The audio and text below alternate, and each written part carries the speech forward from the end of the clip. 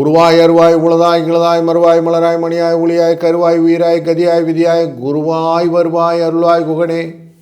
Sri Kuberan TV நேயர்களுக்கு தைப்பொங்கல் நல்வாழ்த்துக்கள். வணக்கம் அன்பர்களே. தைத்திருநாள் அப்படிங்கும்போது காலச்சக்கர புருஷம் அப்படிங்கிறத முதல்ல பார்க்க வேண்டியிருக்கு. மேஷராசியிலிருந்து பார்க்கும்போது 10வது இடம் கர்மஸ்தானம் அப்படிங்கிற இடத்துல, தொழில் ஸ்தானம் அப்படிங்கிற இடத்துல சூரியன் உள்ள நுழைகிறார். இது ரொம்ப முக்கியமான நிகழ்வு. ஏன்னா உத்தராயண புண்ணிய காலம் அப்படிங்கிறது வந்துடும். இன்றைய நாளிலிருந்து தேவர்களின் பகல் பொழுது ஸ்டார்ட் ஆகிடுது. அதனால்தான் தை பிறந்தா வழி பிறக்கும் அப்படின்னு எல்லாரும் உட்கார்ந்துருக்கோம். இப்படிப்பட்ட ஒரு நல்ல நாளில் நல்ல நிகழ்வுகள் எல்லாம் உண்டு. 15ஆம் தேதியே நம்ம தைப்பொங்கல் வச்சுருவோம்.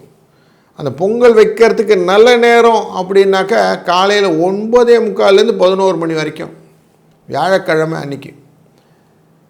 விருத்தி யோகம், கௌளவகரணம் என்கிற யோக கரணங்கள் உண்டு. ஜேஷ்டா நட்சத்திரம் என்கிற கேட்டையின் நட்சத்திரம், துவாதசி திதி. அன்றைய நாளில் ரொம்ப விசித்தமான நாள். வியாழக்கிழமை குருவாரம் தை பிறக்கிறது. அதனால் எதிர்பாராத நேரத்தில் காத்தோடு கூடின மழை வருவதற்கும் இந்த இந்த மாத பலனாக உண்டு. நல்ல தொழில்துறையிலே நல்ல ஸ்ட்ரென்த்தாக இன்க்ரீஸ் பண்ணக்கூடிய பிஸ்னஸ் ப்ராப்பர்ட்டி எல்லாம் நிறைய கிடைக்கும். அந்த ஆப்பர்ச்சுனிட்டியெல்லாம் வச்சுன்னு க்ரோத் நிறைய இருக்கும். விருத்தின்னு சொல்லுவாங்க, அப்படி இருக்கும். முக்கியமாக அரசியல்வாதிகளுக்கு அவங்களுக்குள்ள நிறைய குழப்பங்கள்லாம் வரக்கூடிய சூழ்நிலையும் இந்த தை மாதத்தின் பலனாக அமையும். எல்லாருக்கும் தங்கம் வெள்ளியெல்லாம் எப்படி இருக்கும் அப்படின்னு ஒரு கேள்வி உண்டு. இந்த தை மாதத்தில் தங்கம் வெள்ளி மேலும் வளரும். ஏன்னா திருமணங்களில் போன்ற விஷயங்கள்லாம் இருக்கிறதுனால ஏறுமுகம் அப்படிங்கிறது தான் இருக்குது.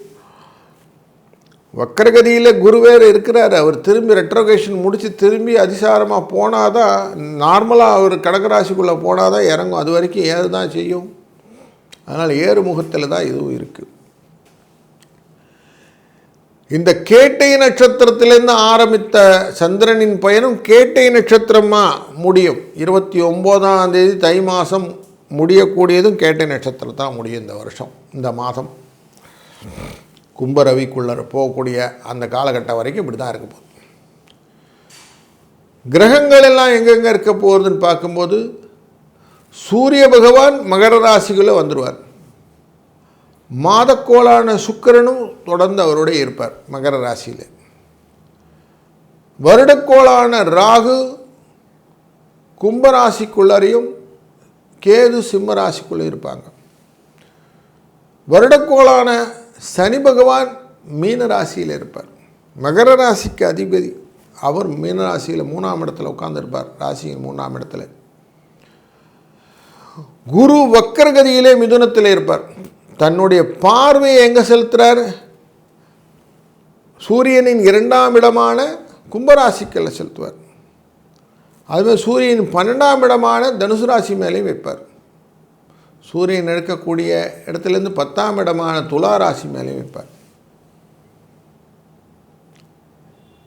செவ்வாய் புதன் இவர்கள் அனைவருமே 2 பேருமே இருக்கக்கூடியது தனுசு ராசியில் இருப்பாங்க. குருவினால் பார்க்கப்படுவார்கள். மாதம் ஆரம்பம் அப்படி தான் இருக்கார். சந்திரன் கேட்டை நட்சத்திரத்தில் இருக்கிறதுனால விருச்சிக ராசியில் அமர்கிறார். இந்த செவ்வாய் அமர்ந்திருப்பது தனுசு ராசியிலிருந்து 4ஆம் பார்வையாக சனி பகவானையும் பார்ப்பார். சனி பகவானுக்கு 3 விதமான பார்வை உண்டு. 3ஆம் பார்வை, 7ஆம் பார்வை, 10ஆம் பார்வை. 3ஆம் பார்வையாக ரிஷபராசியும், 7ஆம் பார்வையாக கன்னிராசியையும், 10ஆம் பார்வையாக தனுசு ராசியும் பார்ப்பார். அதனாலே பல விதத்திலும் நல்ல பலன்களும் செலவுகள் கட்டுக்குள்ளும் இருக்கக்கூடிய சூழ்நிலையை இந்த வாதம் சந்திக்க இருக்கிறோம். முக்கிய நிகழ்வு தை அமாவாசை, வசந்த பஞ்சமி, சூரியனின் ஜெயந்தியான ரத சப்தமி, தைப்பூசம் என்கிற பௌர்ணமி, வடலூரில் ஜோதி தரிசனம், இது எல்லாமே இந்த மாதத்திலே ரொம்ப நோட்டபுளான விஷயங்கள். அதனால் இந்த மாதத்தை நம்ம பொங்கல் வச்சு கொண்டாடுறோம். வாழ்க்கையின் வளங்களும் நலங்களும் எல்லாருக்கும் வருவதற்கு பொங்கலோ பொங்கல் அப்படின்னு சொல்லி சூரியனை வழிபட்டு ஆத்மகாரகனை நினைத்து செய்யக்கூடிய காரியங்கள் இந்த காலத்தில் இருக்குது. இதை மனதில் கொள்ளுங்கள். ஒவ்வொரு ராசிக்கும் எப்படி பலன் இருக்குன்னு தொடர்ந்து காண்போம். வாருங்கள். வணக்கம் மேஷராசி நண்பர்களே. உங்களுடைய ராசிக்குள்ளர சூரியன் உச்சப்படுவார். நார்மலாக சித்திரை நட்சத்திரத்தை வரும்போது இவர் 5ஆம் இடத்துக்குரிய போது சிம்ம ராசியில் உட்கார்ந்துருப்பார். மகர ராசியில் வரும்போது உத்தராயண புண்ணிய காலம்ங்கிறதுனால போற்றப்படுவார். சனியும் சூரியனும் பகை, ஆனாலும் கர்மஸ்தானத்துக்கு வரும்போது அந்த கர்மதிபதிக்கான விஷயம்லாம் நடக்கணும் இல்லைங்களா? அதனால் அவர் போற்றப்படுகிற சூழ்நிலையை காட்டுகிற இந்த காலகட்டங்களிலே சூரியனும் சுக்கிரனும் 10ஆம் இடத்திலே அமர்வது உங்களுக்கு தனலாபத்தை கொடுப்பதாக அமைகிறது. சுக்கிரன் சேர்ந்து உட்கார்ந்துருக்கிறாருங்களே அப்படின்னா யோக அதிபதி வீட்டில் உட்கார்ந்துருக்கார், சனியுடைய வீட்டில் உட்கார்ந்துருக்கிறார், நட்பு வீடு. உங்களுக்கு எப்படி இருக்கும்? கொஞ்சம் தொழிலில் கொஞ்சம் கலகங்கள்லாம் வரும். தேவையில்லாமல் அடுத்த தொழிலில் போய் பார்த்து அதனால் பிரச்சனைகள்லாம் வரும். கொஞ்சம் கேர்ஃபுல்லாக இருக்கணும். லாபஸ்தானம் கும்பராசி குரு பார்க்குறார். அதுபோல் உங்கள் ராசியின் 9ஆம் இடத்தையும் குரு பார்க்குறார். அங்கே செவ்வாயும் புதனும் உட்கார்ந்துருக்கிறாங்க. மாத ஆரம்பத்திலேயே அங்கே தான் இருக்கிறாங்க. அதனால் இவர்களுடைய கண்ட்ரோல் உங்ககிட்ட இருக்குது. தான தர்மங்கள் செய்வது அப்படிங்கிறது முக்கியமாக வச்சுக்கிட்டிங்கன்னா ரொம்ப நல்லதாக இருக்கும் அப்படிங்கிறதா இண்டிகேஷன். தர்மம் தலை காக்கும். அதனால் இந்த மாதத்திலே முக்கியமாக தை அமாவாசை அன்று நீங்கள் செய்யக்கூடிய தான தர்மங்கள் அக்கௌண்டபிளாக இருக்கும். அதனால் அவசியம் அதை செய்யணும். அதுபோல் வசந்த பஞ்சமி இருக்குது, 23ஆம் தேதி ஜனவரி. அன்றைய நாளிலே பஞ்சமினாலே நல்லது. வசந்த பஞ்சமி ரொம்ப முக்கியமான நாள். அன்றைய நாளிலே ஷியாமலா நவராத்திரி பூஜா ஆரம்பத்தில் இருக்கக்கூடிய நாள். அந்த நாளிலே நீங்கள் செய்யக்கூடிய வசந்த பஞ்சமி விரதங்கள், வாராகி அம்மையை வழிபடுவதனால் வரக்கூடிய பலன்கள் உங்களை மேலும் காக்கும்.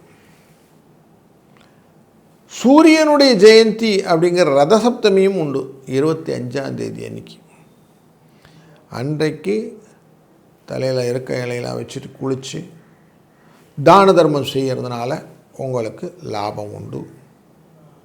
பிப்ரவரி 1ஆம் தேதி அன்னைக்கு தைப்பூசம், அன்னதானம். வடலூர் ஜோதி ராமலிங்க அடிகளார் சொன்ன மாதிரி அருட்பெரும் ஜோதி தனிப்பெரும் கருணை, எல்லாருக்கும் அன்னதானம். வாடிய பயிரெல்லாம் கண்டாலாம் வாடினாராம். அப்படிப்பட்ட சாஃப்டான மனசு. அவரை நினைந்து நீங்கள் செய்யக்கூடிய காரியங்கள் எல்லாமே உங்களுக்கு வெற்றி. இப்படி அனைத்து விதமான நல்ல காரியங்களையும் தான தர்மங்கள் செய்வதனால் நீங்கள் இறைக்கிற கிணறே சுரக்கும். விதை விதைத்தால்தான் முளைக்கும். அதனால் நீங்கள் இதை அவசியம் செய்ய வேண்டும். செய்ய மேஷராசிக்கு என்ன பிரச்சனை சார்?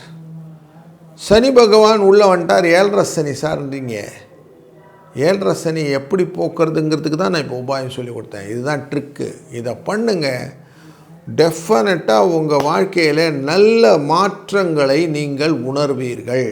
வேலை இல்லைன்னா வேலை கிடைக்கும், குழந்தைகளுடைய எதிர்காலத்துக்கு நல்ல முடிவுகள் கிடைக்கும், ஆரோக்கியமான வாழ்வு கிடைக்கும், மங்களகரமான நிகழ்வுகள்லாம், திருமணம் போன்ற தடைகள் எல்லாம் நீங்கி நகழ்வு நடக்கும், வீடு மனை வாகன யோகங்கள் கிடைக்கும், கடன் குறையும். இப்படி பல ஐஸ்வர்யங்களும் உங்களை வந்து சேரக்கூடிய அனைத்து விதமான விஷயங்களும் உங்கள் டுவர்ட்ஸ் ஃபோக்கஸாக இருக்கக்கூடியது இந்த தான தர்மத்தினால் வரப்போகுது.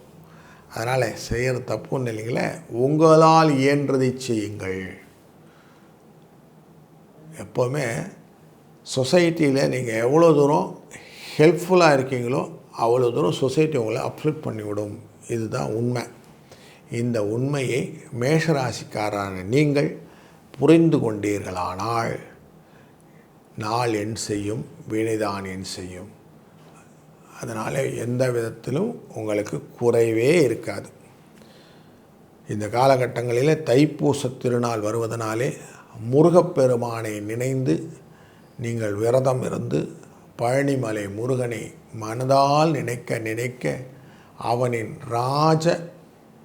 அந்த தரிசனம் உங்கள் வாழ்க்கையிலும் உயர்த்தி கொடுக்கக்கூடிய தன்மையாக மாற்றும் என்பதிலே ஐயமில்லை. வாழ்க வளத்துடன். ஸ்ரீ குபேரன் டிவியை பார்த்தமைக்கு நன்றிகள். மேலும் இது போன்ற தகவல்களை தெரிந்து கொள்ள ஸ்ரீ குபேரன் டிவியை சப்ஸ்கிரைப் செய்யுங்கள். மறக்காமல் பெல் ஐக்கானை கிளிக் செய்யுங்கள்.